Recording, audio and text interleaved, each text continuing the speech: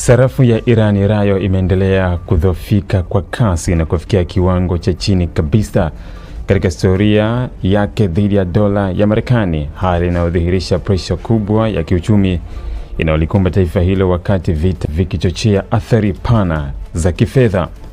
Kwa mujibu wa tovuti zinazofuatilia thamani ya sarafu katika soko huria, kiwango cha ubadilishaji sasa kimefikia takribani rayo milioni 1.8 kwa dola moja ya Marekani, ikiwa ni kuporomoka zaidi ikilinganishwa na miezi miwili iliyopita wakati wa vita vilipoanza, ambapo dola moja ilikuwa ikibadilishwa kwa karibu rayo milioni 1.7.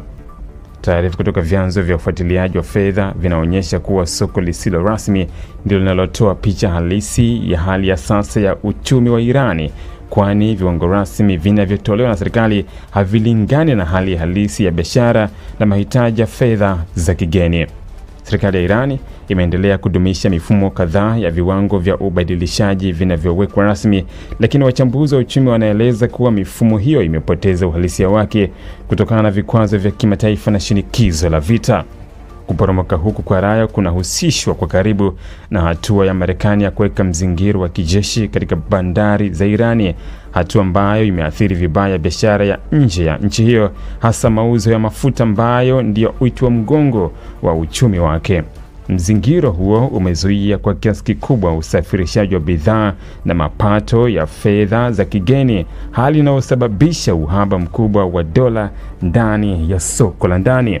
Athari za hali hii zimeanza kuonekana moja kwa moja kwa wananchi wa kawaida, ambapo bei za bidhaa muhimu zimepanda kwa kasi kutokana na mfumuko wa bei unaochochewa na kushuka kwa thamani ya sarafu. Gharama za bidhaa zinazoagizwa kutoka nje zimeongezeka maradufu au zaidi na kufanya maisha kuwa magumu kwa familia nyingi za Irani. Wakati huo wafanyabiashara wanakabiliwa na changamoto kupata fedha za kigeni kwa ajili ya kuagiza bidhaa, jambo linalohafifisha mnyororo mzima wa usambazaji.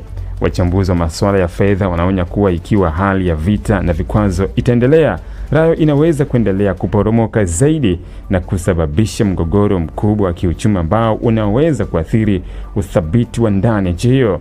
Baadhi yao wanabainisha kuwa tofauti kubwa kati ya viwango rasmi na vile vya soko huria ni ishara ya kupotea kwa imani ya wawekezaji na wananchi kwa sera za kifedha za serikali. Kwa upande mwingine, mamlaka za Irani zimekuwa zikijaribu kuchukua hatua mbalimbali za kudhibiti hali hiyo, ikiwa ni pamoja na kuweka mipaka ya matumizi ya fedha za kigeni na kudhibiti biashara ya soko huria. Hata hivyo, hatua hizi zimekuwa na mafanikio madogo kutokana na ukubwa wa changamoto inayosababishwa na mzingiro wa kijeshi na kutengwa kwa Irani katika mifumo ya kifedha ya kimataifa. Kwa ujumla, kushuka kwa thamani ya rayo ni kielelezo cha athari za moja kwa moja za vita na vikwazo vya kiuchumi, huku hali ikiendelea kuwa tete kadri mzozo unavyoendelea bila dalili ya suluhisho la haraka. Wachunguzi wanaendelea kuonya kuwa mustakabali wa sarafu hiyo utategemea kwa kiasi kikubwa maendeleo ya kisiasa na kijeshi katika eneo hilo, pamoja na uwezekano wa kufikiwa kwa makubaliano yatakayopunguza shinikizo la kimataifa dhidi ya Irani. Ili kuwa mwanafamilia bora wa Global TV, usisahau kusubscribe, like, kushare na kucomment. Baada ya kusubscribe, bonyeza alama ya kengele ili kupata taarifa kwa kila video inayopanda Global TV.